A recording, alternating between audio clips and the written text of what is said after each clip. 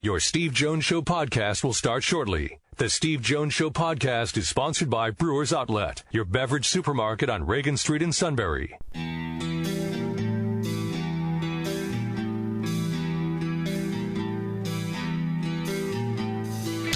Sports talk where your voice counts. This is the Steve Jones Show on News Radio 1070 WKOK. Now from the Sunbury Motors Studio, here's Steve Jones. Today's show brought to you by Brewers Outlet, Reagan Street in Sunbury, the beverage supermarket. They're fully stocked. Imports, domestics, microbrews. Best selection of beer anywhere. Wine coolers, water, soft drink, snacks. They roast their peanuts fresh and hot every day. And the pickle bar, led by the barrels and the dills, indeed, second to none. All at Brewers Outlet, Reagan Street in Sunbury, the beverage supermarket. And we're in the Sunbury Motors Studio. Don't forget Sunbury Motors. You can shop online now at sunburymotors.com. Ford, Lincoln, Kia, Hyundai, pre-owned inventory, plenty of it. You can sit there from the comfort of your own home and pick out exactly what you love, and you can get the buying process going, all at sunburymotors.com. Gabe Sinicropi in a few moments. First, our play-by-play call of the day. Aaron Rodgers against the Cardinals. They're going to bring pressure. Well, they did the last time, too, which I thought was pretty smart. They got Rodgers backpedaling. He resets Starks. They are going to bring pressure again. Rodgers is going to roll away, throws it up in the air, says a prayer, and Janice does not stop it. Oh, please. What a catch. That's insane. Oh, my. That may be one of the great throws ever made. Al Michaels, Chris Collinsworth. Another Aaron Rodgers great moment. Take note to the first-round pick of the Packers. He's your starting quarterback. All right. To that, we bring in our good friend, Gabe Sinicropi from the Williamsport Crosscutters. Gabe, first of all, most importantly, hope you and yours and the entire Crosscutter family is doing well. We are, Steve. Thank you very much. All right, let's start with this so people understand. We can't answer questions for people as to what the future is going to be, but I want to start with this.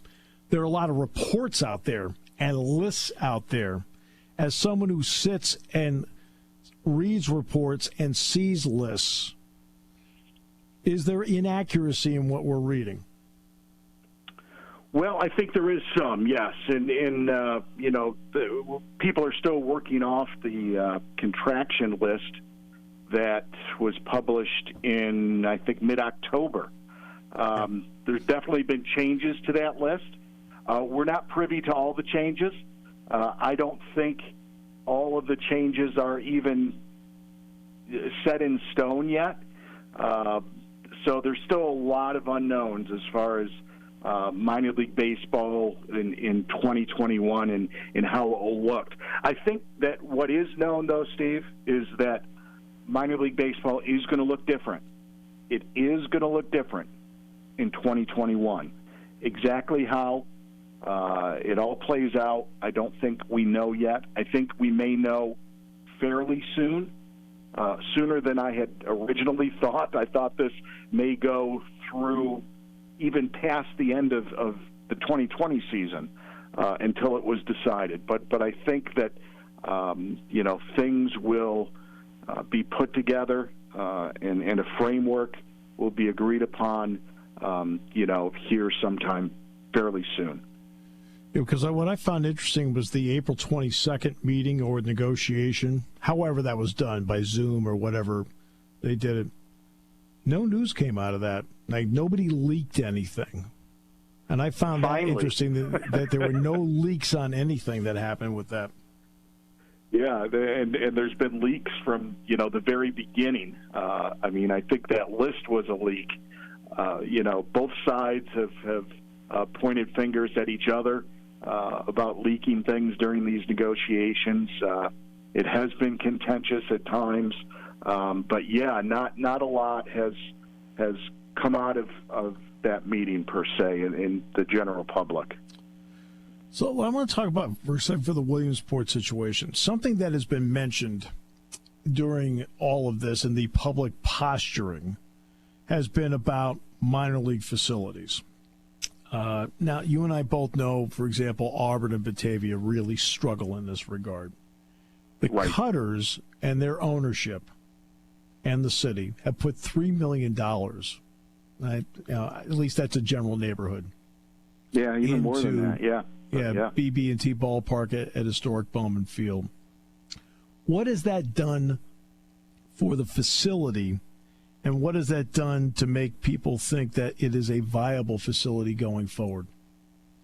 Well, I think number one, and I think you would attest to it, Steve, and you'll even attest to it more this year if you have the opportunity to be there, that, the renovations that were made over the last 3-4 years, got us over a hump. It got us over a hump that we've been trying to get over for 2 decades. And it all came about due to the MLB Little League Classic. And with the city's help and our help and obviously Major League Baseball's help, some things were done to the ballpark to where we have, if not the best, tied for the best minor league field, the actual turf, in all 160 ballparks. Major League Baseball takes care of that field 12 months a year.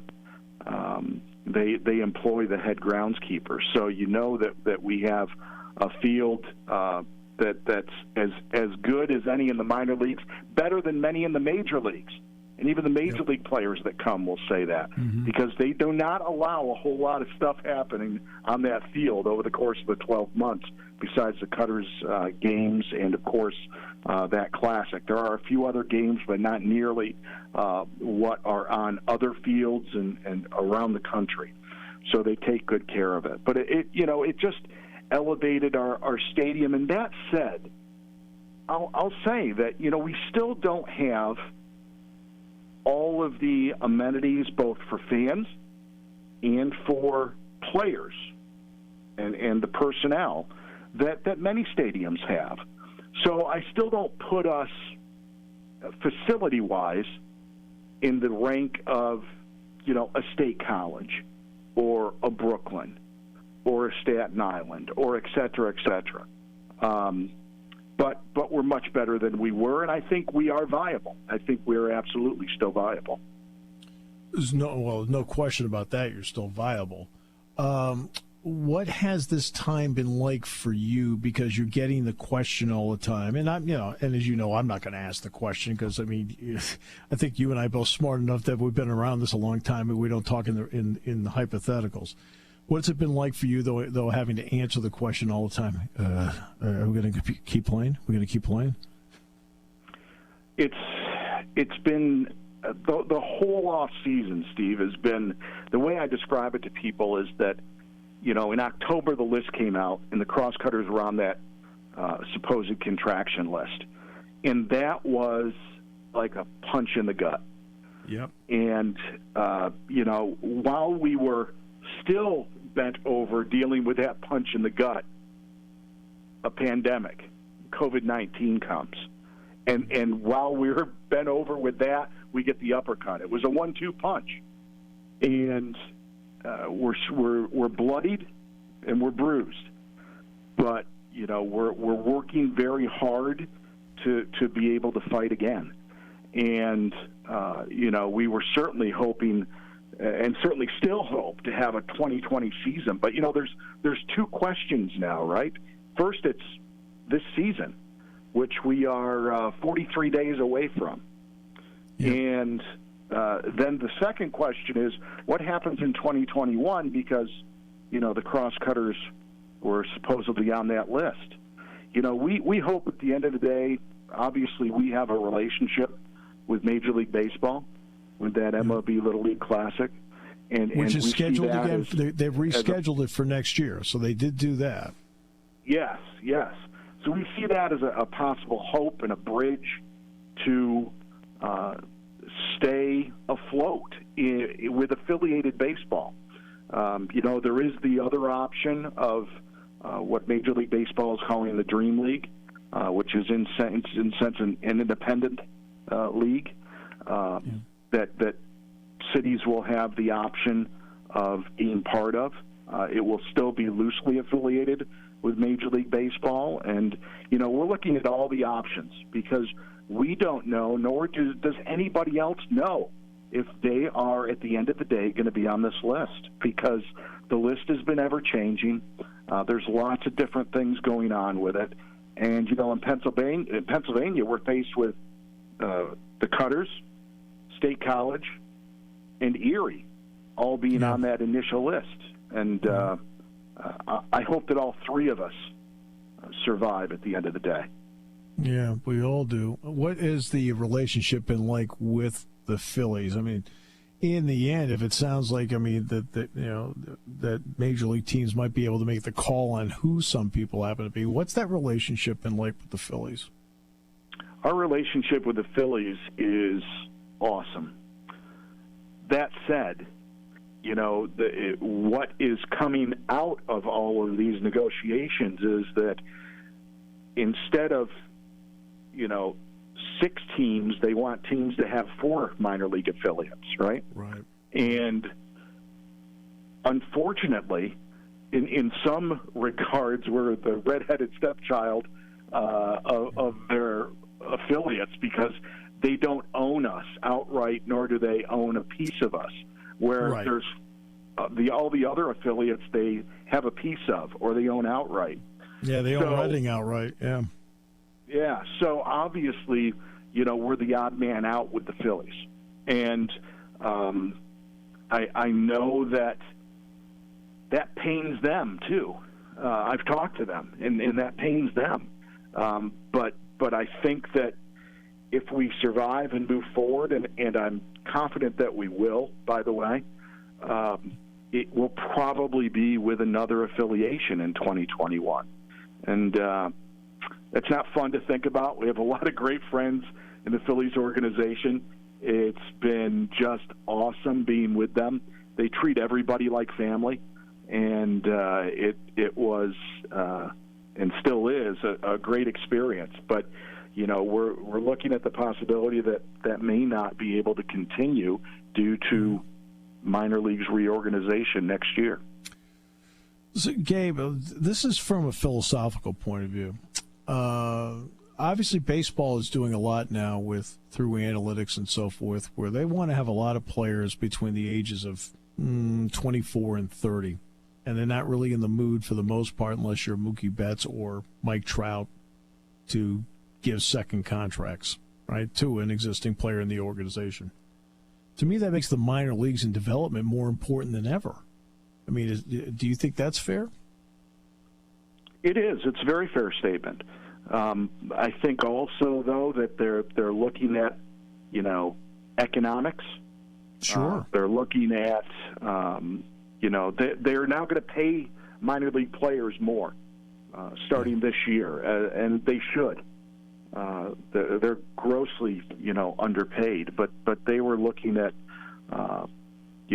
class action lawsuits and all these things by players, and now they're bringing that pay up, and they see the opportunity maybe to just have less of them employed, and that's what they're looking at. I think there's some things with what Major League Baseball wants to do for the minor leagues. There's some of it that makes sense. There really is. The geographic stuff, it's this whole big 160 teams in the minor leagues and where they are. It's just happened over the years, over the decades, right? That you build on it. People move. This happens, that happens, and then all of a sudden you look at it and you say, "Wow, this geographically is getting kind of weird," and it is. So there's room for geography things. I hate to see, for a million different reasons, teams going away, whether it's us or not. I think that's grassroots baseball. That gets kids, turns kids into players, right? And then baseball fans, Major League Baseball fans, as they grow up. Some of that's going to be missing out of maybe 40 cities, and that's a shame. But things are going to be different in 2021. That we can bet on. Which was going to be my last point, because to me, marketing-wise, I understand the economic part. And we just did an entire segment on economics with Tony Knopp. But part of what you do is marketing. And I think it's really hard to look at 40 cities where you and I know it. The family that lives in Muncie, and it's mom, dad, 2-3 children, decide to go over to Bowman for a game. And they walk in and they see that beautiful field put in by Major League Baseball. And at some point they say, geez, boy, I'd like to go to a Phillies game. All right. You're now looking at 42 places across the country. It could be 15 to 30. Who knows? Whatever the number happens to be. And you're saying to them, no. And I think that's one of those penny-wise, pound-foolish moves, because to me, I think that's pivotal to your marketing, especially on the major league level when you're getting 30% of your revenue from your gate. It is, and those are all good points. Those are all good points, and that's why I say, that removing a professional team from these cities, however many it ends up being, has to affect. It's not going to affect attendance next year or the year after, or you're not going to see this until a decade later. Yep. Where these young kids are not going to a professional baseball game and wanting to emulate those players on the field by playing t-ball and playing Little League baseball. And then, we all age out at a certain point of playing, and we're fans. Yeah. And that's going to be missing, and it's going to take time for that to really take effect. And it's going to be a shame. It definitely is. Yeah, I mean, it's only a prediction on my part. I have no inside information, but I don't think it's going to be 42, but I think there'll be a reduction of some sort. That's just my opinion. Yeah, definitely will be a reduction, and you're right. It may not be quite 42, and it's not going to be, all the teams that were on that initial list. But I can tell you for a fact that there's no definitive list as we sit here right now. It's still like a ball of clay being molded. So we'll see where it exactly lands. We get a lot of intel from the negotiating committee on down, and things change every day. It's been a roller coaster for us over the last few months. Without going into details, it would be really neat, I think, someday, years down the road, somebody may write a book about this whole thing that's gone on over the last 6 months, and I think it would make a pretty darn interesting read. Thanks so much for your time. No matter what happens, I want Williamsport desperately to stay right there and doing what they're doing, because I think the world is going there. And obviously, of course, how strongly I feel about State College's situation too, but I feel as strongly about Williamsport too. Gabe, thanks so much. Steve, you got it. Say a prayer, everybody, and that both the Cutters, State College, and even Erie are still all in affiliated ball come 2021. Absolutely. Gabe, thanks you, my buddy. friend. You bet. Hey, one quick historical note that should not be bypassed on this particular day. I did open the show, and I talked about today being the 50th anniversary of the Knicks and Willis Reed winning the NBA title, their first, and about Bobby Orr's goal, which will be the 50th anniversary on Sunday. Today is also the 75th anniversary of VE Day, Victory in Europe. 75 years ago today. A lot of people gave their lives to make that happen. We'll come back with more in a moment on News Radio 1070 WKOK. Party time, game time, or just fun time. Doesn't matter what time it is because it's Brewers Outlet time. The beverage supermarket has the area's largest beer selection. Imports, microbrews, ciders, and domestics. Pick from over 100 ice-cold 12-packs and dozens of 24-ounce singles. Soda, snacks, hot sauces, fresh roasted peanuts. Make it one-stop party shopping, and don't forget the pickle bar. So whatever you're celebrating or just doing it up, Brewers Outlet, Reagan Street, Sunbury wants to see you. And thank you for your years of patronage. When it comes to car buying, there's the other guy's way, and then there's the SMC way. The other guys force you into a vehicle you really don't want. The Sunbury Motors way lets you take the time you need to browse, ask questions, and take the test drive and think on it. For over 100 years, the Mertz family and all their employees have made your experience the most pleasant one you'll ever have. The other guys won't offer you the best price for your trade, no matter how much they say they will. The SMC way is their promise to provide you with the most money the market shows your vehicle is worth.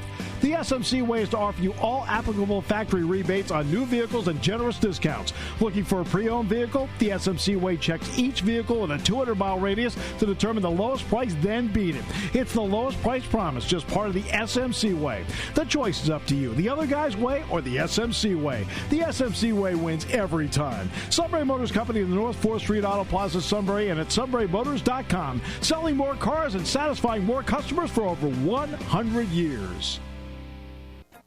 Taking your calls at 800-795-9565. This is the Steve Jones Show on News Radio 1070 WKOK. Now from the Sunbury Motors Studio, here's Steve Jones.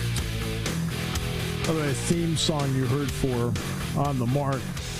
When the suit walks into the building, that music plays and that red carpet rolls out.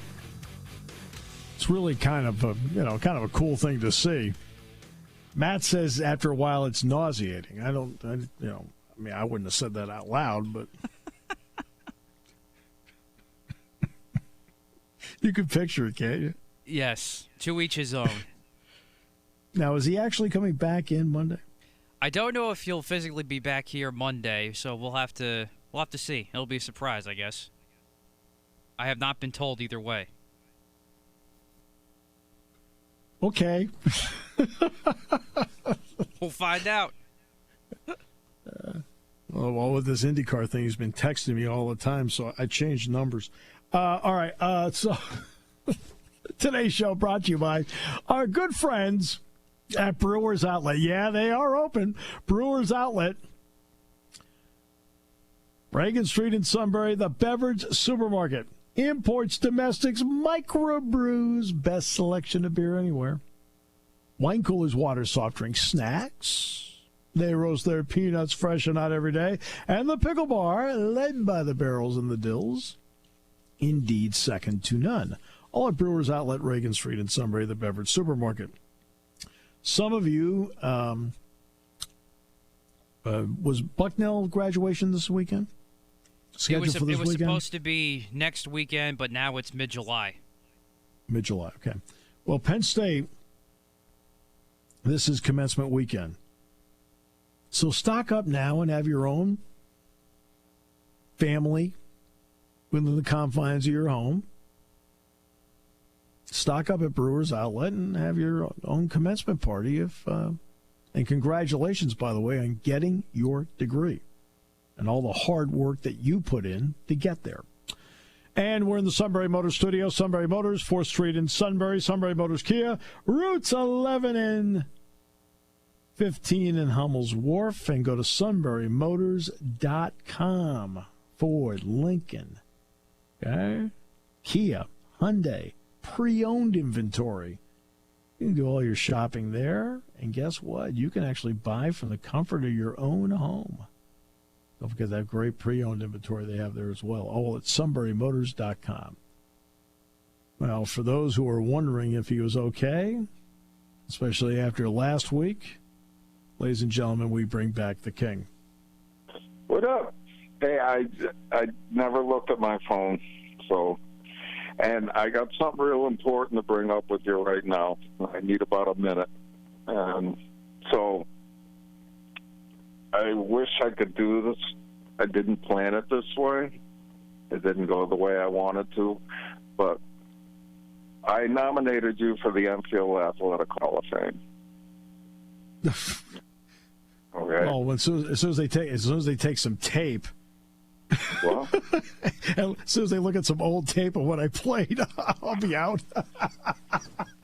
well, I nominated you, and Well, that's nice of you. Isn't that nice? That's nice. yeah, well, you didn't get in.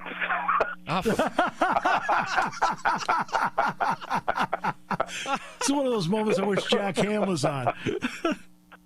So, but don't be distressed because you know who's going in this year? Jimmy Hayden. Well, Remember Jimmy Jim Hayden Hayden? going. Sure, I do. No, Jimmy Hayden so this is the way it works. You're now in line, but they've got people that got in line that have been waiting for a long time, and they're not just going to bump somebody to put somebody else in. So, I spent days putting this together, hours, and you've got a wonderful letter from James Franklin. Oh, jeez. Oh, yeah, I did my homework, dude. I know more about you than you do. I submitted 14 pages on you. People will say, did you do this? I got every article that I could find. So you're saying Diane that Weaver, I believe her name is. Very yeah. nice lady. Diane is about as nice as it gets, yes. Yeah, I talked to her quite a bit, and Coach Franklin wrote you a beautiful letter. It's a full page. Well, this is breaking news. Well, if he had submitted a 15th page. Guess you needed 2 pages, but even he could get you in. Jack Ham wrote a beautiful letter, and his secretary is a wonderful lady. Oh, she is. No, she's incredible. I love her. She's great. Well, it's funny because I wrote Jack, and Kathy knows all about this. Kathy got his address for me. Right. But the address was a little bit off, and he didn't get the letter for quite a while. So I never heard from him. And then one day I'm out in the shop working, and the secretary comes out and she goes, Jack Ham's on the phone. Yeah, and Donald Trump's on line too. Yeah, great. Yeah. I go, really? I said, okay. He was devastated that he didn't get a letter out earlier, and he wrote a beautiful letter. So that was submitted. Sean Carey wrote you a beautiful letter. That's great. And I was going to keep going, but I thought that was enough, you know. But this is the best breaking news we've had all day. I was like, wow. And nobody here could believe you didn't get in, but you're in line. So I'm going to submit you every year, and I will mail you the letters and the package that I put together. Well, that's nice for you to do. You can take a look at it. I mean, it really doesn't matter if you get it or not, but I thought you'd like it. So. It's one of those things where people who have done media in the town, that have gone on to media, like Leah Secundo, who's an great athlete in her own right. I know that. Yeah. Obviously Peter, and we just had Peter on when we had Peter on the show about a month ago. Yes, we did. Yeah. Yep. So. Well, you got to let them know you didn't get in. He'll get a kick out of that. Really? I'm telling you, it's good I wasn't on last week because I was so peed off last week. I was ready to kill somebody. I was just like, he didn't get in. I had my hip surgery, so I had nothing to do, Right. So I put this together while I was hurt. So that's awfully nice of you. Well, I'll get you in. But this is what I was going to contact the Texas. What do you call it? The head coach down there. Oh, Bill O'Brien. Yeah, I was going to I got to the front office, and then I was like, it's tough during the season. These guys are like Coach Franklin. Coach Franklin is a wonderful human being. Okay, yes, he is. He And Diane said he will not put anything together half-heartedly. And he didn't get but he made sure I had to have everything in by January 1st. I got his December 31st, right after the bowl game. He finished it, and she said he had everybody in the office working on it. So, and it's just an absolutely, wait till you read it. And I was just like, wow. And she said, yeah, he takes it serious. He doesn't just throw a couple sentences together and good luck to you. It's very detailed, and the same with Jack Ham and the same with Sean Curry. I feel bad with them. I have to send them. I was so angry up until about 2 days ago. Then I calmed down. I was like, and I get it, that they have to do what they do. There's people who have been waiting a long time to get in, and of course, they have to keep it in a sequence. And the old term, first ballot Hall of Famer. Well, that now you get it. There's a lot of people who deserve to be in, but they only put 6 in a year. So, and I think these are people who have been bumped year after year after year, and now it's their turn. So it's no slight on you. Take the compliment that the people wrote. I wanted to go on the air and say you're in the NFL Hall of Fame. I did not want to go on the air and say you didn't make it.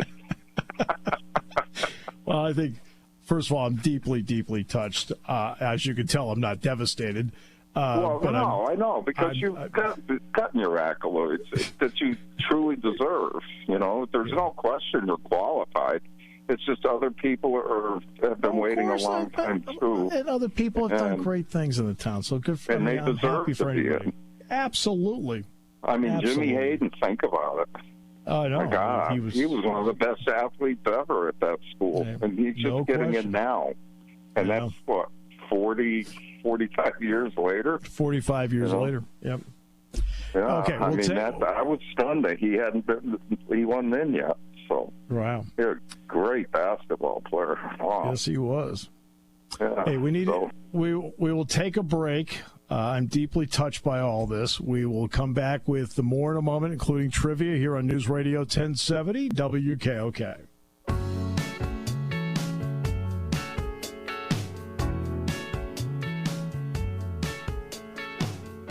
We always talk about entrance music, and when the suit goes into the press box, that's the music he enters with, in slow motion, no less. All right, time to play some trivia. One more quick one, Steve.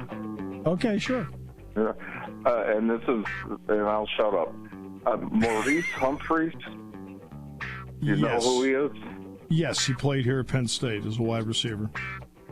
He is organized in Manchester, Connecticut, a huge food giveaway and everything, and give him props to Penn State and all that stuff. So I just wanted to throw that out, that he's been on TV here and all that stuff. Good for him. He's done a wonderful job raising food for the homeless and stuff like that. He's done the last night. So. Great job by Mo. Great job by Mo. Yep. So, okay, I'll shut up. All right. So who gets to go first? Well, since Kev's returned, we'll have him go first. You say me? Yeah. Okay. Oh, wait a minute. I can go first if you want. No, I got it. Okay. What is the only food in a golf ball? What is the only what? Food in a golf ball. What is the edible substance that's found in golf balls?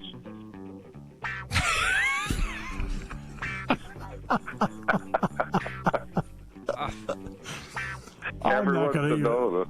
I am not even going to. I went out and actually hit one last night. So I got nothing either. You got nothing? Honey. No. Honey. Honey is in a golf ball. I don't know why, so that's it. Okay. So, wow. Yeah. Okay. the 50th anniversary of Bobby Orr's goal to beat the St. Louis Blues where he flew in the air? Who assisted on the goal? Wow. Johnny Busick. Okay, good guess. Yeah, I'm stumped once again. Derek Sanderson. Oh, wow, the fighter. Derek the Turk Sanderson. Yeah. And he ended up being a good broadcaster. Sanderson ended up, after fighting through all the problems he had early in life, has turned out to be a great guy. In fact, Orr splits his time between Florida and Cape Cod. Sanderson lives on the same golf course in Sandwich that Orr does. Wow. No, they're good guys. Real good guys. Yep. All right, going to basketball. Which former NBA player was nicknamed Agent Zero? Agent Zero. Yeah. I will go with Orlando Woolrich. Incorrect. King? Oh, I'm thinking, oh my God, it was on Big Brother. I love Big Brother. I don't know. I can't think of his name. It is Gilbert Arenas. Oh, that wasn't who I thought it was. No. Yeah. Gilbert Arenas, wow. I know. He had a little weapons problem in the locker room. All right. Yes, he did. This is true. Yes. Good question. What sport other than baseball uses the word home run? Cricket? Ding, ding, ding, ding, ding, ding, ding, ding, ding, ding. Boom. I'll go with cricket. Ding, ding, ding, ding, ding.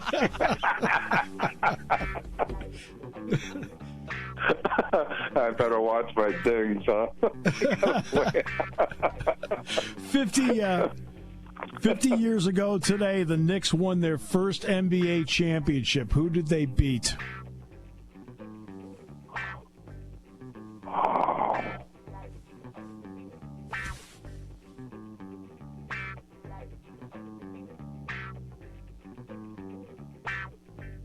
You got anything, Kev? The Lakers. Yeah, I was going to say the Lakers myself. It is the Lakers. That's the Willis Reed game against Wilt Chamberlain.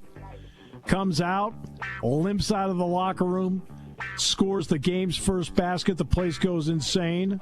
Scores the game's second basket. Madison Square Garden goes insane. That is it. That's all he scored the entire night. He had 4 points. 4. Way to go, Matt. We got him. All right, I'm ding, 2 ding, for ding, 3. double Yeah. ding, ding, ding. What stadium is the site of the first Super Bowl that later hosted the 1984 Olympics? The LA Coliseum. Yes. Correct. Yeah. How many panels make up a soccer ball?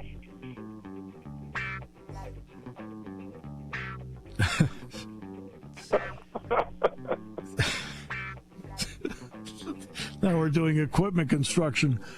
Absolutely. I will say 52. Ooh, close. Matt, Okay, that but wasn't- not right. My original guess is not as far off, so I'll say 60. Matt was closest, so he gets a ding, ding, ding. 32. These Wait are a things minute. you can learn on this show. Oh, Steve was closest. No, he said 52. Yeah, he said 60. 50. He said 60. Okay. Got it. Yeah, so you get it right. Ding, ding. Well, I thought he said 60. You're 18 off, but Wow. you win. Wow. Okay. Tampa is hosting the Super Bowl the upcoming season. Who was supposed to host the Super Bowl this season? Oh. I know this.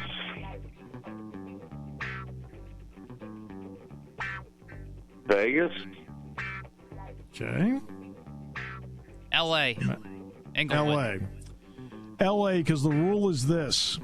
You have to actually be the LA stadium got delayed. And the rule is you must be established one full season before you're allowed to have the Super Bowl. Thus, Tampa ended up getting the Super Bowl to replace them. And no one will be there. They'll play it, believe me. They'll play it, believe me. They'll play it, but I don't know if they'll have a crowd. Unfortunately. Hopefully they will. Yeah. And then finally, the record for the longest field goal in NFL history was set by Matt Prater in 2013. How many yards was the field goal? 64. 67. 64 is correct. Ding, ding, ding, ding, ding, ding. Who kicked the 67-yard one? Was that in college? That was in college. Russell Erxleben. Okay, yeah. Yep, and that's when they had. Remember, that's when they had a T too. Oh, okay. Yeah. They used to have a 2-inch block that's a T, and that's what they used back then. Remember Dempsey with the half a foot? I know, 63-yarder. He just passed away, didn't he? He did just pass away. Yeah. Yeah. Yeah. He, unfortunately for him, had been in a nursing home and had suffered from dementia. Yeah. Hey, a Mother's Day this weekend. Of course, Kevin and I were blessed with an awesome mom and awesome grandmoms. Yep. And all the stepmothers out there, and moms and grandparents and caretakers, all right, and all those who work in care facilities, because in a lot of ways you're moms. Thank you. Thank you. Thanks, everybody. Matt, and to Lisa, who's a mom for the first time, happy Mother's Day. Thanks, guys.